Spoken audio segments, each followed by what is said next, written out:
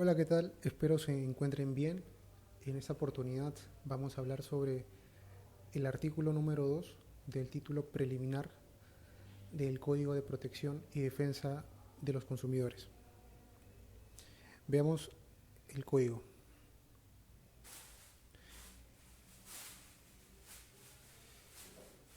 El artículo número 2 nos habla, tiene como título finalidad.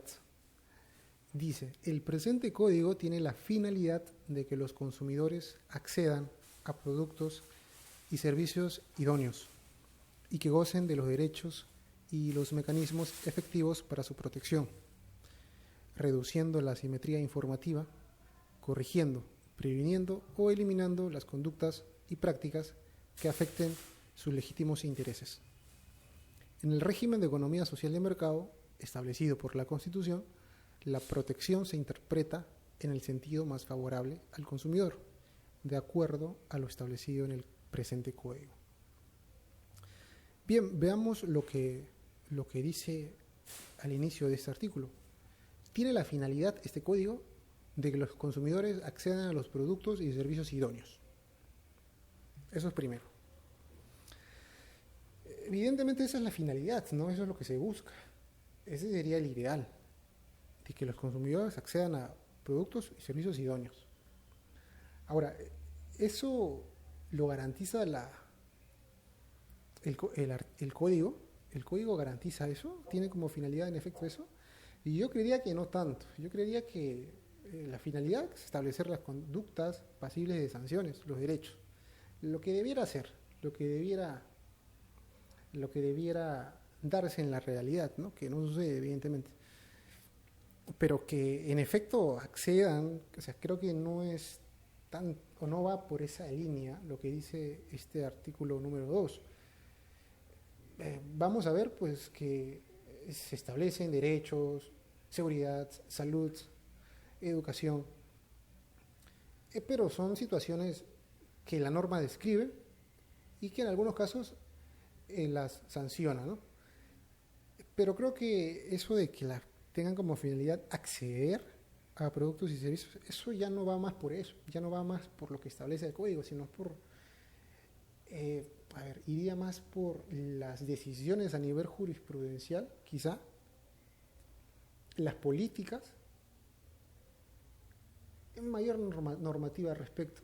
Pero el código en esencia creo que no cumple esa finalidad, ¿no? Creo que no tiene ese propósito. Pero bueno, la norma lo establece así. Y que gocen de los derechos, sigue diciendo, y que gocen de los derechos. Creería que eso sí, ¿no? O sea, el código enuncia una variedad de derechos, en efecto tiene el propósito de que, o sea, toda norma tiene ese propósito, ¿no? De que promulgada sea cumplida por todos los peruanos. Bueno, creo que sí establece ciertas las situaciones en las cuales los derechos van a tener que protegerse, van a tener que ser respetados. Y sigue diciendo, y los mecanismos efectivos para su protección. Ahora, es un tema bastante discutible. Mecanismos, a nivel de una previa controversia de protección al consumidor, bueno, el Estado no puede hacer mucho, porque podría darse el caso que el consumidor y el proveedor solucionen su problema sin necesidad de ir a un procedimiento administrativo sancionador en el Indecopio. Pueden solucionarlo y el tema queda zanjado, queda ahí y no pasa nada. Y bueno, se solucionó en trato directo.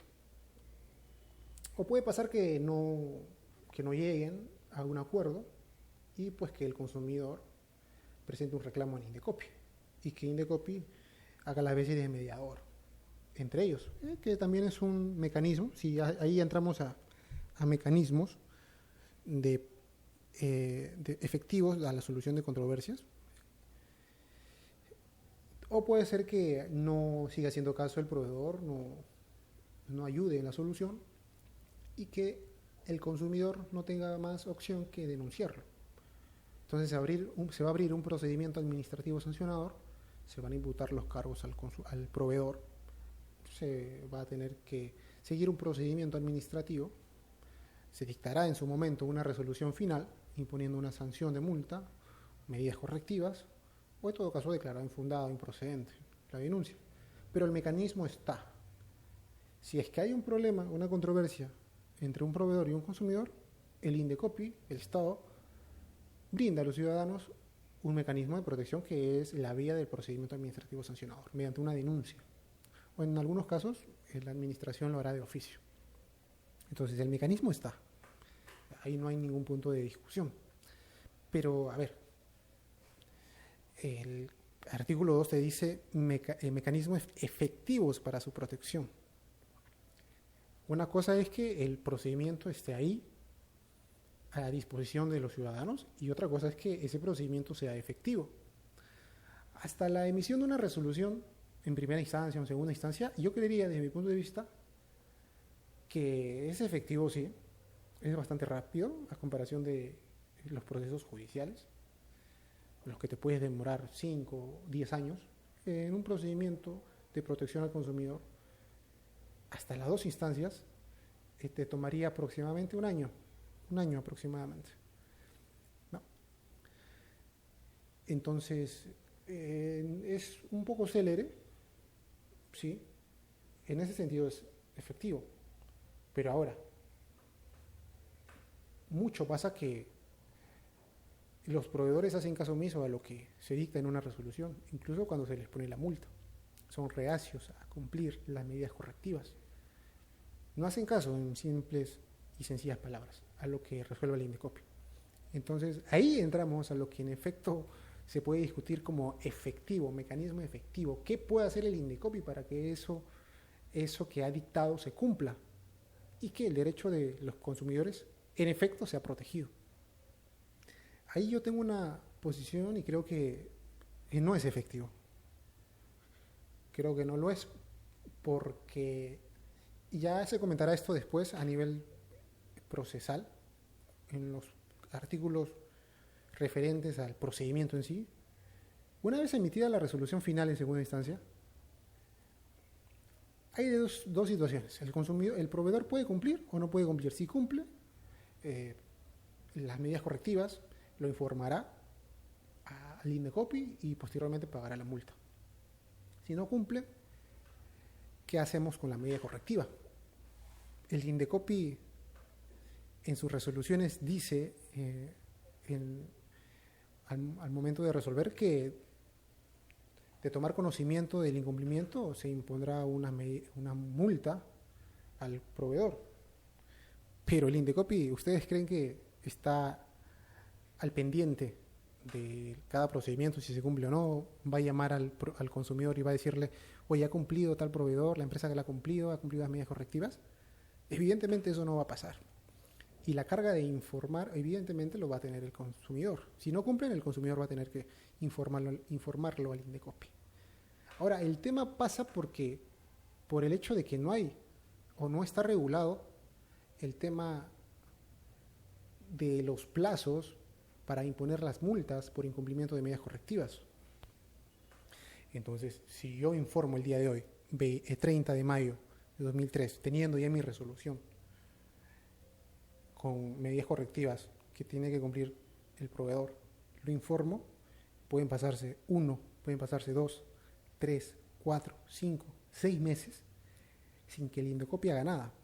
Y si uno está pendiente, llamando al Indecopi, yendo a sus oficinas, le va a decir sencillamente pues que no hay plazo para imponer una multa por incumplimiento de medidas correctivas al proveedor. Entonces eso para nada es efectivo, porque si el proveedor sabe que van a pasar 2, 3 meses sin que el Indecopi les ponga multa por incumplimiento, pues evidentemente no tiene ni una presión, no tiene ni un incentivo para cumplir con las medidas correctivas. Ya cuando los funcionarios hartos pues de las llamadas, de las visitas de los administrados, de los consumidores, se les viene el deseo pues de imponer una multa, ya recién el proveedor tomará atención o tomará importancia del caso. porque una vez impuesta la multa, esta es inapelable, salvo casos excepcionales, ¿no? Entonces, si se les pone una multa de 3 UITs, esa multa la van a tener que pagar en algún momento, y así se va a duplicar. Pero, ¿se imaginan ustedes pasar por 5 o 4 meses para que el Indecopi recién emite una resolución imponiendo una multa por incumplimiento de medidas correctivas, que es en efecto lo que más importa al consumidor, que se cumplan las medidas correctivas? Entonces, ahí creo yo que hay un punto débil o un punto que no está regulado en efecto y que no garantiza pues lo que el artículo número 2, que dice finalidad, dice, ¿no? O bueno, establece. Y no es el único. También hay la situación de la elevación de los expedientes a segunda instancia, cuando hay una apelación. No hay un plazo establecido para eso. Entonces el Indecopi se toma meses, en algunos casos meses, para elevar a segunda instancia el expediente y sea tramitado. Son situaciones que se dan en la realidad y que no cumplen con esa promesa que hace el artículo número 2, ¿no?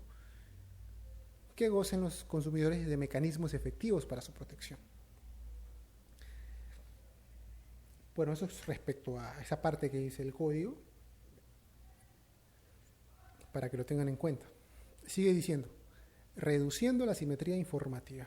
Yo creería que tampoco eso es tanto así, porque, a ver, el hecho de que se tramite y se resuelva un procedimiento, al final del día el consumidor tiene más conocimiento sobre el servicio, se ha reducido su asimetría informativa. En efecto, creería que no, porque el consumidor lo que importa es que se tome una decisión respecto al cumplimiento de determinada medida correctiva que se está solicitando, que se cancele la segunda reprogramación indebida que se hizo, a ver, que se tome como un pago anticipado el pago adelantado que se hizo, que se cancelen compras fraudulentas, etcétera, etcétera. Al final del día, al final del procedimiento, el consumidor no va a tener más conocimiento o no va a tener mayor información respecto al servicio en sí. Creería que ya esta es una consecuencia de que se puede dar, sí, pero el hecho de que se establezcan derechos, el hecho de que se establezcan mecanismos no tiene como propósito que la asimetría informativa se reduzca, ¿no? El consumidor va a seguir siendo consumidor, va a seguir estando pendiente de su vida cotidiana, el proveedor se seguirá especializando en su rubro, tendrá mayor conocimiento y esa asimetría seguramente, contrario a reducirse, aumentará, probablemente. Pero creería yo que esto no es un propósito o no se busca con el código, que esa asimetría se reduzca. Si hablamos de asimetría respecto a los bienes y servicios, ¿no? O que se corrija, creería que ese no es el propósito. Creería que no es una consecuencia lógica de establecer todo un código con derechos y mecanismos de solución. Creería yo que ese no es el punto.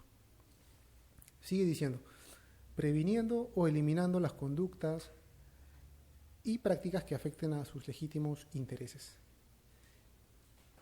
Previniendo o eliminando. Claro, sí, o sea, en efecto previene, ¿no? Porque los proveedores tienen ya la alerta o tienen en mente que frente a tales situaciones puede abrírsele un procedimiento administrativo sancionador. El administrado, el consumidor va a poder tener la posibilidad de denunciarlo en Indecopi. Entonces, de cierta forma sí previene, ¿no? Ya tiene una alerta el proveedor para cuando esté pensando en actuar de manera indebida. Eliminando las conductas. Claro, para ello están las medidas correctivas, para retrotraer la situación actual a la situación antes de la vulneración o de las infracciones. También creería que sí, en este sentido el código, bueno, el artículo número 2 lo dice bien, eliminando las conductas y prácticas que afecten sus legítimos intereses. Sigue diciendo, en el régimen de economía social de mercado establecido por la Constitución, la protección se interpreta en el sentido más favorable al consumidor, de acuerdo a lo establecido en el presente código. Y esto es algo que desde mi punto de vista también se enlaza con el artículo número 1 y también se enlaza, como es lógico, con la Constitución. La protección se interpreta en el sentido más favorable al consumidor. Se interpreta en el sentido más favorable al consumidor. Estamos hablando quizá de una protección pro consumidor ya. O en caso, algunos dirán, en caso de duda, simplemente se tiene que asentar este principio, esta situación. En caso de duda, cuando algo no esté claro respecto a un servicio, cómo debiera darse, si es idóneo o no. En ese caso, el Estado, el INDECOPI y los órganos resolutivos tendrán una posición y una postura favorable al consumidor, que le genere menos prejuicio.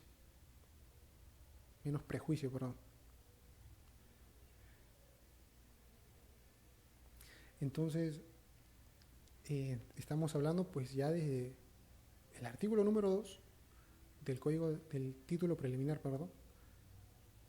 Estamos hablando ya o reconociendo la posición favorable del INDECOPI, ¿no? De los órganos resolutivos, de acuerdo a lo que dice la Constitución, de régimen económico, que es una economía social de mercado. También hay un principio establecido en el artículo 4, me parece, definiciones, que también tiene vinculación con lo que se dice aquí. Principio pro consumidor, me parece que está.